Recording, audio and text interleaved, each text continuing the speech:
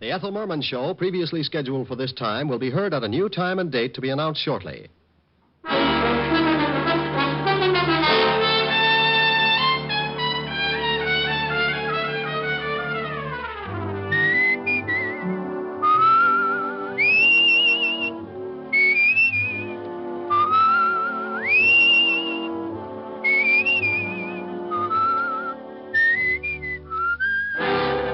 Transcribed is Dick Powell as Richard Diamond, private detective.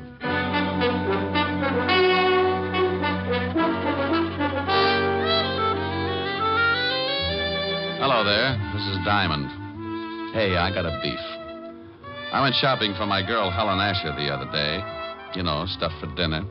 This town's gotten hotter than a blast furnace in Death Valley, so you got to pick out things that make for a cool meal, like salads, cold cuts, beer. Real picnic style. Well, I figured I could whip up a fancy tossed salad or something until I got around to the tomato counter. Have you glommed onto the price of tomatoes lately? Now, what's with that? So the cost of living is inflated. So a T-bone makes like it just arrived direct from the Sultan's classiest cow. Okay, a T-bone I can understand. But what's with a tomato? When it costs so much, it should be hanging from a charm bracelet instead of lying in a salad bowl. Who needs it? So I bowed from the waist and figured you could still do a lot of things with a plain head of lettuce. I got another beef, too. Why can't people start their killings in December when it's cool? Now, about a week ago, I got mixed up in a case, and before it was over, I took so many salt tablets, I am now the best seasoned private detective in New York. It started last Tuesday morning about 11 o'clock in an apartment on the Upper East Side. Ginny? Yeah, genius.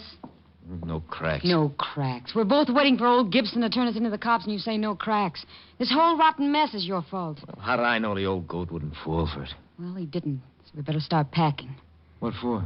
Because I don't want to play hostess to a lot of little men in blue. I'm allergic to handcuffs. Relax, will you? They won't find us. They can trace me from the other apartment. How? Gibson don't know your real name. Did you leave anything in the other place, or we'll leave him here? No. Cleaned out everything except the clothes. I didn't have time to move them. Notice you got away with the mink. What do you want me to do? Leave it behind? No, we can hock it. Hock it? Yeah. You want to blow town? Takes cash. Cash I ain't got. You're telling me. Look, baby, if Gibson does go to the police, I'll have to hock the coat so we can blow this joint, see? All right. You go get rid of it, and I'll start throwing some things into the suitcase. Who's that? How would I know? Maybe it's the landlady. Oh, I forgot. They're painting this floor today. Yeah, I saw the painters in 206. They'll probably start on this room in a couple of hours. Okay. Duck that coat. I don't want the landlady to spot it. Yeah. What? Gibson. So you really are married, huh? Who is it, Harv? Hello, Virginia. Mr. Gibson? Yes, I waited around in front of the other apartment and followed you here. I wanted to be sure to send the police to the right place. Look, Mr. Gibson, look. You look, whatever your real name is. I don't like being blackmailed or threatened. But please... No, Virginia, my mind's made up. In a way, I'm sorry for you, but you didn't think about me. I'm past 60, and I'm tired of being made a fool. Look, why don't you give her a break, Mr. Gibson? Now, I'm not asking for That's very noble of you. You should have thought about that a few hours ago when you accused me of making love to your wife. You're not really married. There is no need of displaying your indignation. There'll be plenty of time for that when the police arrive. Harv? Yeah. Come in. Hey, how dare you? Take your hands off me. Look, you ain't calling nobody. You gonna listen to me? You take your hands off me. What are you gonna do, Harv? I'm gonna change this old goat's mind about calling the cops. You can't threaten me. No. Oh, you struck me. How'd you guess? Harv, take it easy. He's an old man. Your concern is misplaced, my dear. I can take care of myself. What? Why, you... Give me that can. I'll be glad to give it to you across your shoulders. Give me that. Harv, be careful. Hit me with a can, will you? No, young... I'll shut you up for good. Harvey! Harvey! You idiot. Huh? You big, stupid idiot. Look what you've done. All right, so what? Know better next time. Throw some water on him. Well, did you hear me? Throw some water on him. What's wrong? Come on, Gibson. Come on. Holy cow. Is he? Yeah. Shut up. Gotta get him out of here. Why'd you have to hit him with that cane? Now you're in trouble. I'm in trouble. We're in trouble, baby. We. Stop that crying all over the place. Help me get him out of here. How are we going to do it? It's broad daylight. Yeah. Can't get him out of the building like this. We'll have to wait till night. We can't leave him in here. Why not? The painters. What do you mean? What? They'll be here in a little while. Oh, yeah. Oh, yeah. Now what genius. Shut up, will you? I gotta think.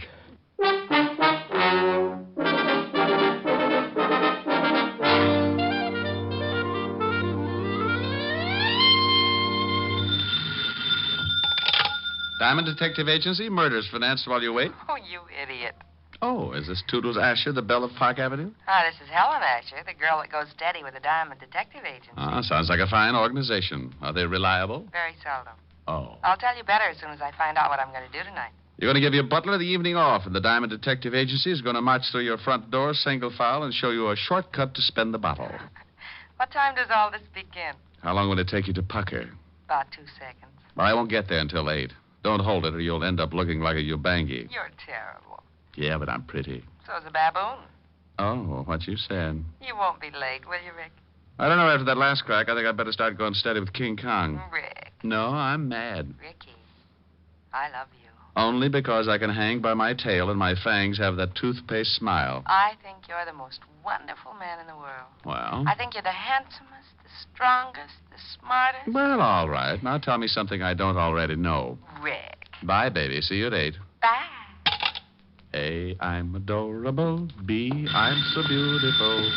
C, Now, look, honey, I can't make it till 8 o'clock. I got a fan dancer who's a client. She wants to go out and trap an ostrich this afternoon. Is this the Diamond Detective Agency? Huh? Oh, yeah. Is this Mr. Diamond? Yeah, what's the matter? You sound like you're standing on a body. Oh, Mr. Diamond, please, you've got to help me. I just don't know what to do. Now, take it easy. Who is this? What's wrong? I thought it moved. What moved? The man sitting in my chair. Well, that happens now and then. Why shouldn't he? Oh, well, because he's dead. What? Yes. I came home this afternoon from girls' camp, and when I unlocked my door and went in, I found this, corpse sitting on my Hepplewhite. On your what? Hepplewhite. I don't know how he could have gotten there. Hepplewhite? No, the dead man. What about Hepplewhite? Who? The guy this corpse was sitting on. Oh, no. That's a chair. Hepplewhite's an old antique chair. Oh. Oh, now I'm so confused. Well, move over, honey. Now, take it easy and give me one thing at a time. Who's the dead guy? Well, I don't know. I never saw him before in my life. Okay, now why haven't you called the police? Well, I thought about that, but I'm a school teacher, Mr. Diamond, and I was afraid of the scandal. I read a lot of detective stories, and the first thing that came to my mind was calling a private eye. Private eye. Mm-hmm. You had the biggest ad in the phone book, so naturally... Naturally. Well, give me your name and address, and I'll be right over. Oh, Esther Blodgett, 419 East 79th Street, apartment 108. Okay, Esther. Now, don't let anyone in and don't touch anything. Oh, I know that, silly. After the initial shock wore off, I found myself in complete control. What's the matter? I'm so nervous. I just lit a cigarette. It tasted so good, I offered one to the dead man. Well, if he takes it, remember how you did it. I'll be right over. Hepplewhite. Oh, is Walt going to have fun with this? Homicide, Sergeant Otis. Hello, Otis. Let me talk to the lieutenant. Diamond? No, this is Black Beauty. I just did a mile in 1:12, and I want to report that I've been doped. Very funny. I thought so. I didn't win the race, but I was the happiest horse on the track. Now, put the lieutenant on the phone. Lieutenant Levinson. Diamond, Walt. I don't want any. You take your killings to another precinct. Oh, now, don't be a sorehead. Giving you business is just my way of showing my friendship. Can't we just be buddies at a distance? I'm getting tired of chasing corpses. Well, grit your teeth and get over to 419 East 79th Street, apartment 108. Homicide? Yeah. A dame named Esther Blodgett reported it. She lives there. Who's dead? Well, I don't know. Yeah. A guy named Hepplewhite. Hepplewhite? You ask Esther about it. She'll put you straight. Are you coming over? Yeah. Bye.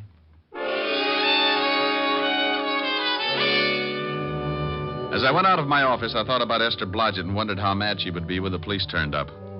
I had to call them whether she wanted a scandal or not, because homicide comes first in my book. I'm an ex-cop, and I still follow the rules. It's not a conscience. I just like staying in business. So when someone turns up with a killing, I always let Lieutenant Walt Levinson know about it. I grabbed a cab, and 20 minutes later, I was standing in Esther's apartment along with Walt, the dead man, and Hepplewhite. Oh, you're a swell fella, you are. What's the matter, Walt? I've been going through that Hepplewhite routine for the last 10 minutes. I just found out it was a chair, that one right over there, the one that stiffs in. Mr. Diamond, why did you call the police? I thought you'd ask that. Because that man's been murdered, Miss Blodgett. That's what good citizens do when they find a dead man in the apartment. But the scandal. I'm a school teacher. What will my students' mommies and daddies think? Honey, just confuse them with that Hepplewhite routine. What did you find out, Walt? Not much. The coroner will be here in a few minutes. Looks like someone gave him a pretty good beating. What's that all over his clothes? Isn't that blood, Mr. Diamond? Yeah, he's been bleeding all right. I mean that brown stuff, Walt. Looks like lint or something. I noticed that, too. I don't know what it is. We'll have the lab analyze it. Tell me, Esther, you said when you came in you unlocked the door. Yes, that's right. Are you sure it was locked? Why, yes, it has a catch lock. Besides, you have to turn the key and then use the other hand to turn the knob. Did you touch anything? Open any windows? I touched nothing. Oh. Well, there's a good one, Walt. Yeah, a corpse sitting in a room with the door and all the windows locked. Do you always lock the windows when you go out, Miss Blodgett? Well, I've been away for several weeks at a girls' camp. Aren't you a little old for that sort of thing? Oh, I've been counseling. One of the teachers who goes along to take care of the young girls. What do you think, Rick? Well, he wasn't killed in this apartment. No signs of a struggle. There's only blood around the chair and on the body. He must have been carried in. There would be blood trails on the floor. Not if he was carried in something. You say you never saw this man before, Esther. Never in my life. Any identification in his wallet? Yeah, name's Gibson. Leland Gibson. No money taken either, so that eliminates the robbery angle. Any address? Yeah, he's got an old driver's license. 12 East 64th Street. Pretty classy district. Judging by his clothes, he was well fixed. Tailored. Good store. As soon as the coroner arrives, I'm going to check this apartment building. Maybe somebody heard something or saw something. Walt, let me check the 64th Street address for you.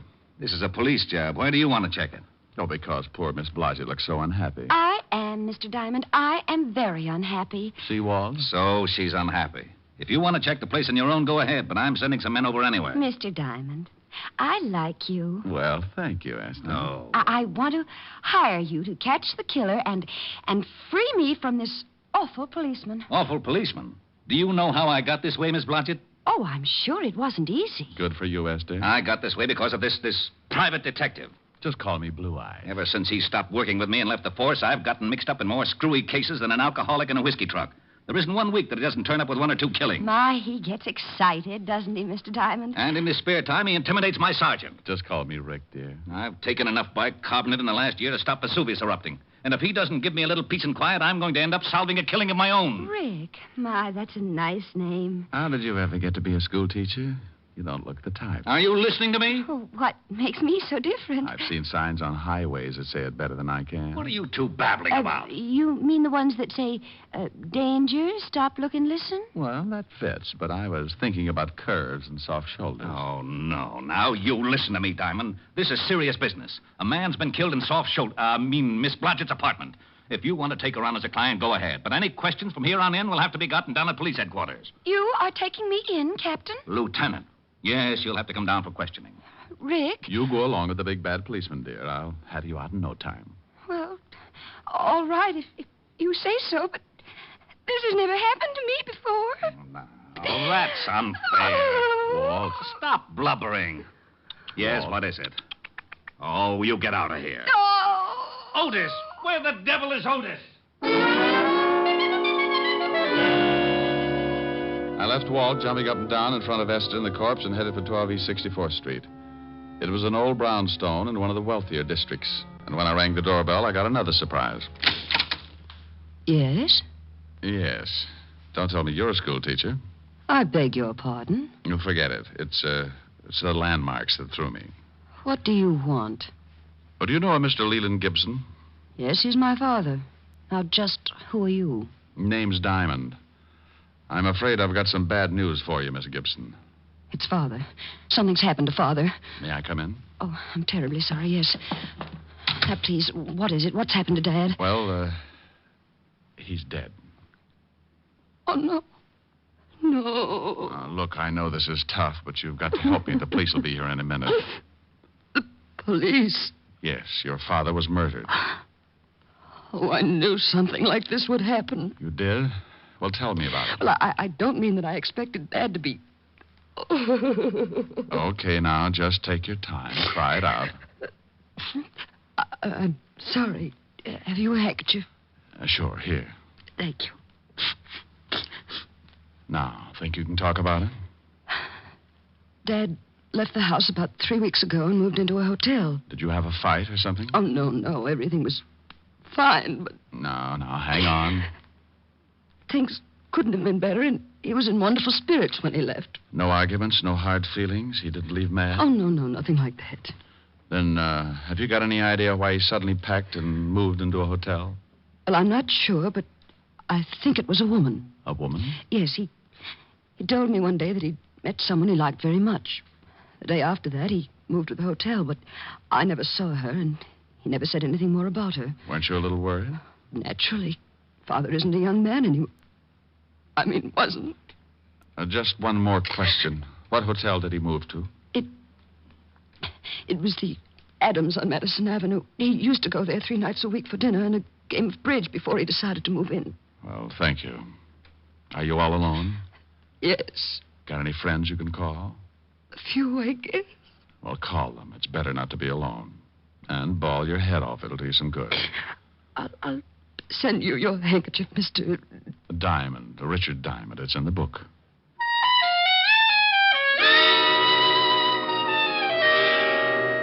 For some reason, I've got a talent for leaving people emotionally disturbed.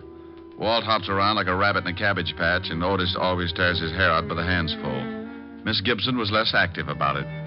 She just tried to smile and shed enough grief to fill a tub. I grabbed another cab and headed for the Adams Hotel. Yes, sir. Do you wish to register? No, but I want to find out about someone who did 3 weeks ago. Oh?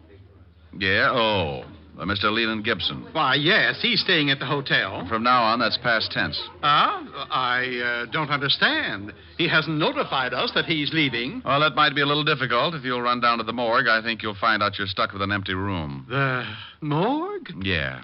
Mr. Gibson has taken over one of the slabs, rent-free. Oh, my goodness. What happened? He's kind of dead. When did you last see him? Early this morning. He left the hotel around 10. Know where he was going? Why, no. Do you remember him having any visitors in the last 3 weeks? A girl, I mean. No. Are you looking for a girl? Yeah. Mr. Gibson's daughter seems to think he was running around with a woman since he moved into the hotel. Oh. You say that like you knew what I was talking about. It was common gossip around the hotel. What was? Well, Mr. Gibson has been coming to the hotel for many years. He used to eat dinner here 3 nights a week and then play bridge with some of the hotel regulars. Now, about a month ago, we took on a new waitress. Uh-huh. Now, it was very obvious that Mr. Gibson was quite taken by her. So much so that he moved into the hotel and ate at her table every night. Oh, what was her name? Virginia Pelgrim. Quite good-looking. About 5'3", dark brunette, very well, I'd like to see her. That's impossible. She left the hotel about a week after Mr. Gibson arrived. Oh, swell. Wasn't Mr. Gibson unhappy? Oh, no. He was rather happy, in fact. I believe he wanted her to move so he could see her more often. Now, what makes you say that? Some of the things she said in the kitchen to the other girls. Do you know where she might have moved? No. But, you might check with the flower shop. Mr. Gibson used to send flowers every day. Well, thank you. Well, I wasn't sure just where I was going, but Virginia Pelgrim was my best lead, and maybe she could tie the Gibson murder up with a silk ribbon. I talked to the flower clerk, and he gave me the address that the flowers had been sent to every day. It was a nice apartment in the village, and the landlady stuck her nose out like she was trying to smell me instead of see who was calling. Yes? I hope that door doesn't slam shut sometime. You'll have a bloody nose for weeks. What do you want? Roll out an eye with that nose, and I'll show you my badge. Aren't you cops ever polite to anyone? Well, there's a face that goes with it. I'm looking for a girl, about 5'3", dark brunette. You're in the wrong place. Her name's Pelgrim. Oh, she lives upstairs. She does, huh? Is she in now? No. Went out this morning. Hasn't come back. And she probably won't. She have many visitors? Only a couple. Men. That figures. Ever see an elderly man, gray hair, about 60? Sure, every day. Know his name? No. You said she had a couple of visitors. Who else? Another man. Younger, kind of greasy. Only came around a few times. Old man was there this morning, had an argument. Could you hear what they said? I don't snoop. Anyone else? No. Who paid her rent? She did. Cash. Mind if I take a look at her apartment? Got a search warrant? No. Then you can't. Okay, thanks. You've been charming.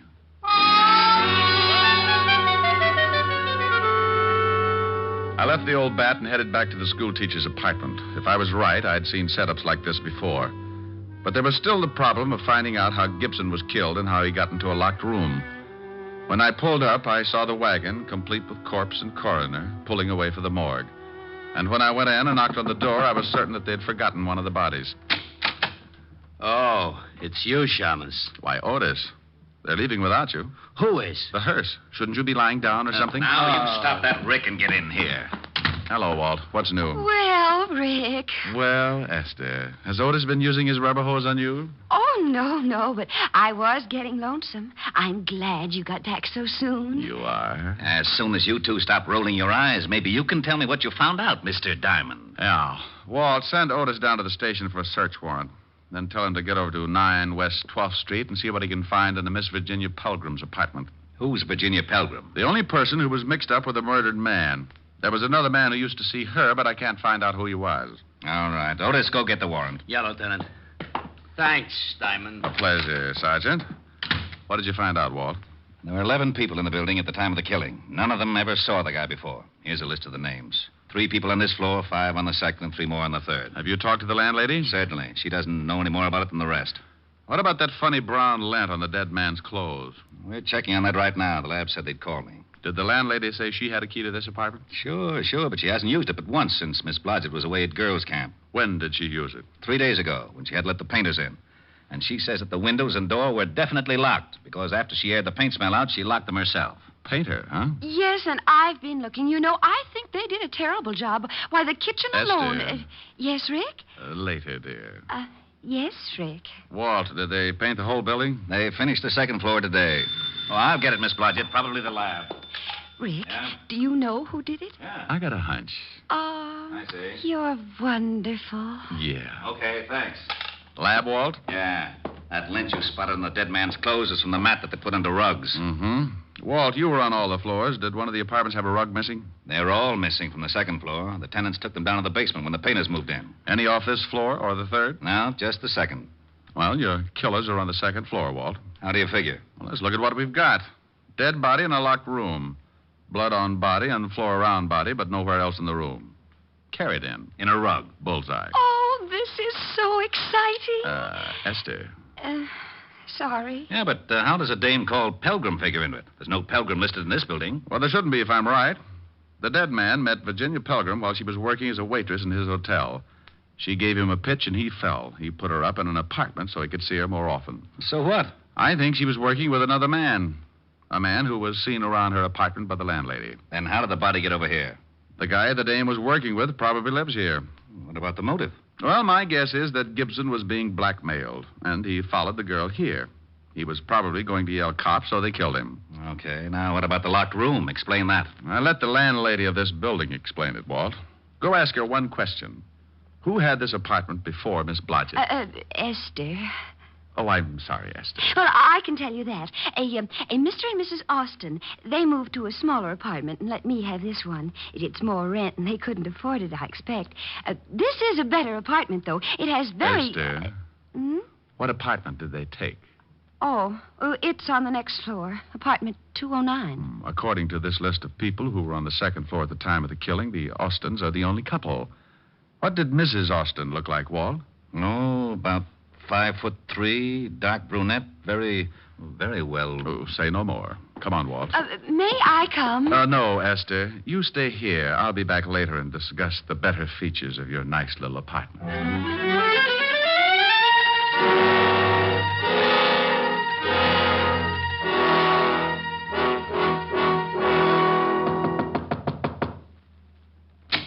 Yeah? I want to talk to you again, Mr. Austin. Why? Told you everything I know. Where's your wife? In the back. We're coming in. Okay, you don't have to shove. Who is it, Har? Them cops again. Well, hello, Virginia. Do I know you? Where's your rug, Mr. Austin? What? It's down the basement. Miss Pelgrim, how long have you been married to this man? About 3... Hey, how'd you know... Shut up. Know your name? You might as well tell the lieutenant everything. Why did you lie about knowing Mr. Gibson? I didn't. I never saw him before in my life. I didn't tell you the dead man's name was Gibson. How'd you know that? Don't answer that. Oh, shut up. You and your husband killed Mr. Gibson and carted him downstairs in a rug. Why'd we do that? Because the painters were on their way to paint your apartment. You had to get him out without being seen. You dumped him in Miss Blodgett's apartment because you knew she was out of town. And you used to live there, so you still had a key. You shut up. We've got enough to hold both of you on. The rug will have bloodstains on it. Oh. Get out of the way. Get out, Walt. Why, Walt, you're so rough. Yeah. I didn't kill him. Harvey did. I didn't kill him. Okay. You can tell me all about it down at the station. Hey, where are you going? Well, it's 6:30. I got a date. What about Miss Blodgett? She's going to get lonesome again. Ah, she was born that way.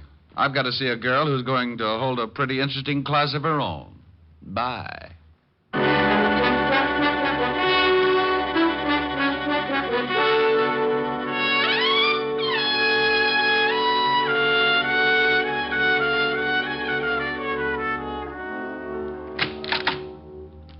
Hi. Hi. Well, don't you look comfortable? Where's Francis? I gave him the night off, like you suggested. You're cute. I've got a cool dinner in the library. School day, school day. You sound happy. Well, I was just thinking about a school teacher I knew once. That looks mighty toothy. Sing for your supper. What? Got a new tune on the piano. Oh, honey, I'm hungry. You sing first, and then you can eat. Oh, all right. What is it? Right here. So in love. Oh, okay. Strange, dear, but true, dear. When I'm close to you, dear, the stars fill the sky. So in love with you am I. Oh, keep going. I'll get it. Even without you, my arms fold about you. You know, darling, why so in love with you am I. Was some girl asking for you. Oh, some girl. Wow. I told her there was no one here but the piano tuner. Oh? She leave her name? Uh-huh. Hepplewhite. Hepplewhite. Yes. Who's she? Come here, baby. No. I want to know who she is. I said come here. No, Oh. Ricky. Mm-hmm. Who's Hepplewhite? Oh, just a chair, baby. A cute blonde chair.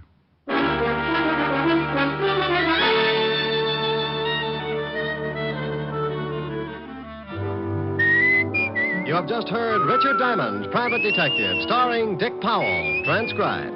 Helen was played by Virginia Gregg, Lieutenant Levinson by Ed Begley. Also in our cast were Wilms Herbert, Georgia Ellis, Tony Barrett, Joan Banks, and Norman Field.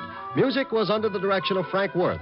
Richard Diamond is written by Blake Edwards. Now, this is Eddie King reminding you that Dick Powell soon will be seen in the screen version of the bestseller novel, Mrs. Mike, and inviting you to be with us again at the same time next week when we will again bring you Dick Powell as Richard Diamond, Private Detective.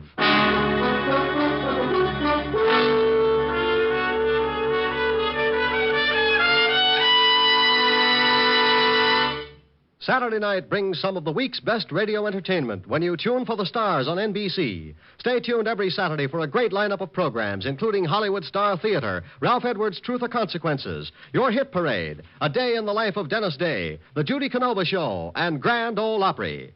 All the best on NBC.